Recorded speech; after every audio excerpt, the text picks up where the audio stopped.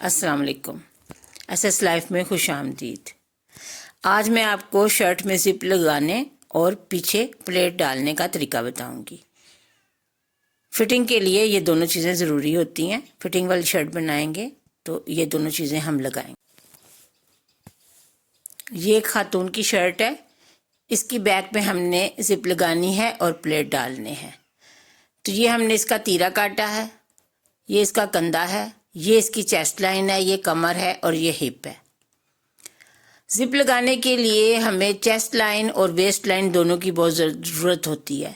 हम ये दोनों निशान जो हैं ये बैक साइड पे भी लगा लेंगे कि चेस्ट लाइन कौन सी है और वेस्ट लाइन कौन सी है, यानी कमर और सीने का निशान हम बैक साइड पे भी लगा लेंगे। ज़िप लगाने में और प्लेट डालने में ये दोनों निशान बहुत अहम होते हैं। अब हम इसकी बैक अलग कर लेंगे क्योंकि सिर्फ बैक पे ही हमने प्लेट डालने हैं, फ्रंट पे प्लेट नहीं डालने। चलें, ये हमने इसको सीधा कर लिया। अब हम इसको निशान लगाएंगे। इसकी कमर और वेस्ट के निशान जो हैं वो हम नुमाया कर लेंगे ताकि वो हमें सही तरह से नज़र आए। ये हमने कमर पे निशान लगाया और ये हमने वेस्ट पे और ये हमने चेस्ट पे निशान लगाया। सीना और कमर दोनों निशान हमने लंबी लाइनों में लगा लिए हैं। अब प्लेट लगाने का असूल ये है कि सीने से प्लेट शुरू होगा और कमर से होता हुआ जितनी ऊपर जगह थी उतनी ही जगह हम नीचे लेंगे, यानी आधा प्लेट कमर से ऊपर है और आधा प्लेट कमर से नीचे होगा। जितना ये ऊपर है उतना ही ये नीचे होगा। ये हम इंची टेप से नाप लेंगे कितना है, तो ये तकरीबन 3 इंच का फासला है। सीने और कमर में 3 इंच का फासला है, तो अब हम यहाँ पे नीचे भी एक 3 इंच का निशान लगाएंगे तो टोटल ये प्लेट 6 इंच हो जाएगा। 3 इंच ऊपर और 3 इंच नीचे। याद रखें हर बंदे का साइज़ फ़र्क होता है। आपने जिसकी कमीज़ में प्लेट डालने हैं आप उसका सीना और उसकी कमर देख लें। सीने और कमर में जितना फासला है उतना ही आपने फासला नीचे रखना है। अब दोनों प्लेटों के दरमियान जो फासला है वो 8 इंच होगा। एक सेहतमंद औरत का निशान जो है वो 8 इंच होता है। लड़कियों के लिए आप 7 इंच रख सकते हैं, लेकिन औरतों के लिए ये निशान 8 इंच होगा। 4 इंच दाएं तरफ और 4 इंच बाएं तरफ। इस तरह आपके ये देखिए 4 निशान लग गए। 2 दाएं लग गए हैं और 2 निशान बाएं लग गए हैं। यहाँ से लेके यहाँ तक ये मिडल से फिर नीचे जितना 3 इंच ऊपर था उतना ही 3 इंच नीचे, तो ये टोटल 6 इंच लंबाई है। ये दोनों प्लेट बनेंगे। अब ज़िप का तरीका ये है कि जहाँ पे आपका प्लेट ख़त्म हो रहा है वहाँ से ज़िप शुरू होगी और उसकी ऊंचाई जो है वो कंधों तक होगी। ये भी आप निशान लगा लें।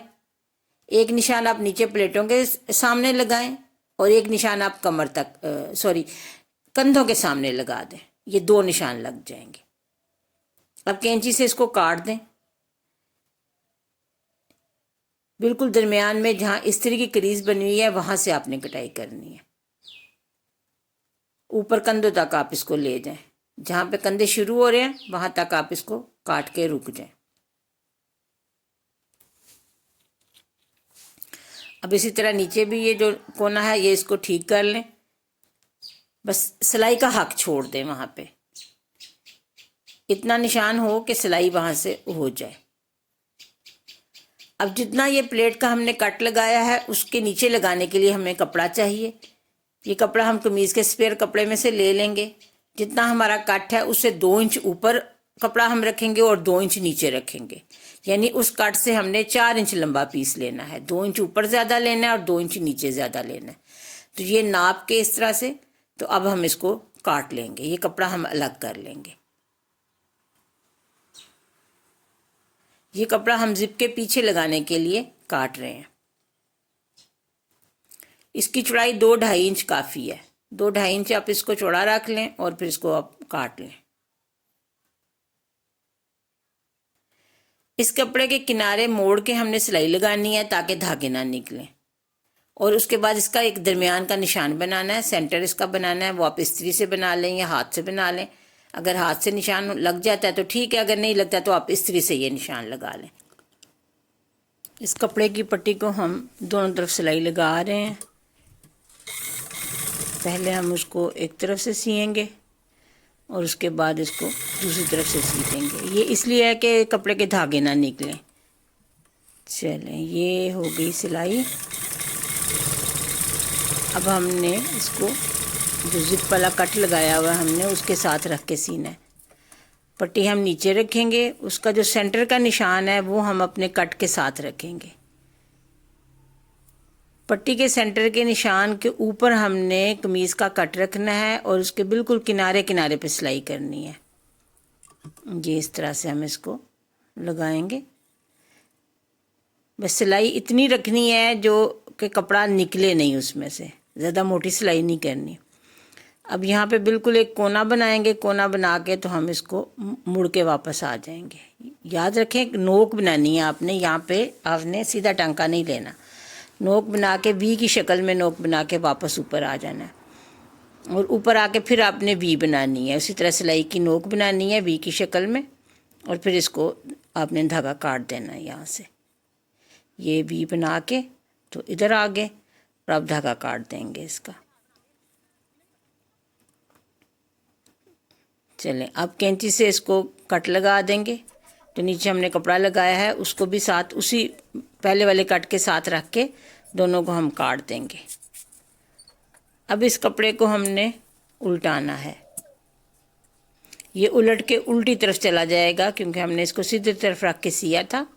ये देखिए, ये नोक आपको नज़र आ रही है ना, बिल्कुल वी बनाई हुई है यहाँ पे और यहाँ कोने में कट लगाया। कट लगाने की वजह से ये उलट जाएगा आराम से। अब इसको उल्टा के इस्त्री कर लें। अच्छी तरह इसको इस्त्री से आप बिठा लें। मैं वैसे इसको हाथ से ही कर रही हूँ, लेकिन आप इसको इस्त्री कर लें। इस्त्री करके अच्छी तरह इसको इस तरह बिठाएं कि ये जो पीछे लगा हुआ कपड़ा है ये फ्रंट पे आपको नज़र नहीं आना चाहिए, ये पीछे रहना चाहिए। बिल्कुल इसको बिल्कुल किनारे पे इसको ऐसे दबा के इस्त्री कर लें। चलें, ये तैयार हो गया हमारा कपड़ा। अब हम कमीज़ को सीधा रखेंगे। ये देखिए, इस तरह से सीधा रखा। अब जिप उसके नीचे डालेंगे। जिप का जिपर जो है वो ऊपर गर्दन की तरफ होना चाहिए और जिप का जो लॉक लगा हुआ है वो नीचे की तरफ होना चाहिए। अब आपने मशीन का पैर बिल्कुल उस जिप के साथ रखना है, कपड़े को भी जिप के साथ रखना है और किनारे पे सिलाई करनी है। ये वाली लाइन आप इसी तरह बिल्कुल सीधा सी दें, जिप के साथ साथ सिलाई करनी है इस तरह से। जब किनारे पे पहुंच जाएं तो ये देखिए, हम मशीन को मोड़ेंगे, मोड़ के अब सीधी सिलाई लगाएंगे और कपड़ा हमने इस तरह रखना है कि जिप नज़र ना आए, जिप के ऊपर कपड़ा हो और हमने दूसरी तरफ पहुंच जाना है। यहाँ पहुंच के हमने इसको मोड़ना है। अब आपने ऐसे सिलाई करनी है कि कपड़ा जो है वो जिप के ऊपर हो और आपका जो पैर के दो हिस्से हैं, एक दाएं तरफ आधा कट लगा हुआ है ना, आधा दाएं तरफ है आधा बाएं तरफ है, तो आपका जब पैर का बायां हिस्सा है वो जिप के ऊपर होगा और जो दायां हिस्सा है वो नीचे होगा। इस तरह से ये जो बायां ना ये जिप के ऊपर होगा और जो दाएं तरफ है वो जिप से नीचे होगा। तो जिप के बिल्कुल साथ सिलाई आ जाएगी इस तरह से।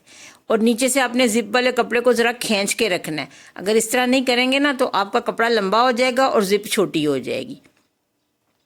किनारे पे पहुंच के आपने जिपर को अंदर कर देना है।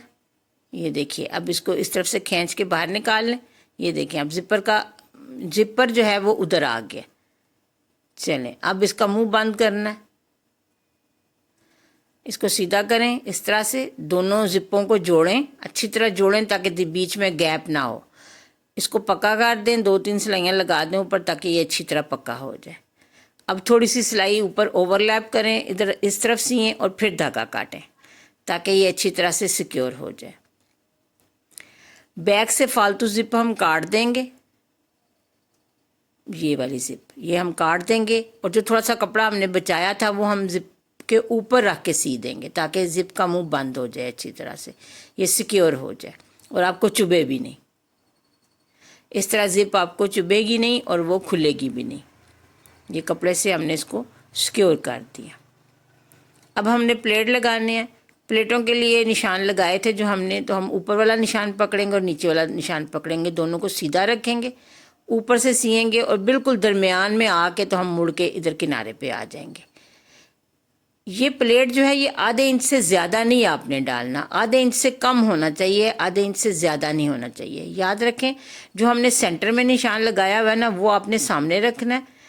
ऊपर से जब आपने सिलाई शुरू करनी है तो सेंटर में आके आपने उसको रुक जाना है, टर्न लेके तो फिर नीचे उतरना है, उससे आगे नहीं जाना आपने, बिल्कुल सेंटर में रुक के मोड़ के तो फिर आपने दूसरी तरफ निकल जाना है, ये इधर किनारे पे आ जाना है।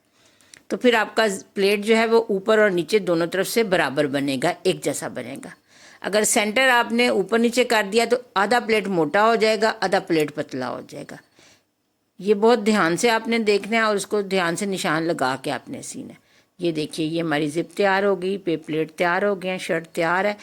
अब ये फ्रंट के साथ जोड़ने के लिए तैयार है। अब हम इसको फ्रंट पीस के साथ आराम से जोड़ लेंगे। उम्मीद है आपको प्लेट डालने का तरीका और जिप लगाने का तरीका समझ आ गया होगा। अगर आपको कोई मुश्किल है तो आप मुझसे सवाल पूछ सकते हैं। इस वीडियो को आप दोबारा देख लीजिए, अगर समझ नहीं आती है तो इसको दोबारा से चला के देख लें। निशान ज़रूर लगाएं, निशान लगाने से आपको सही समझ आएगी। शुक्रिया, अल्लाह हाफिज़।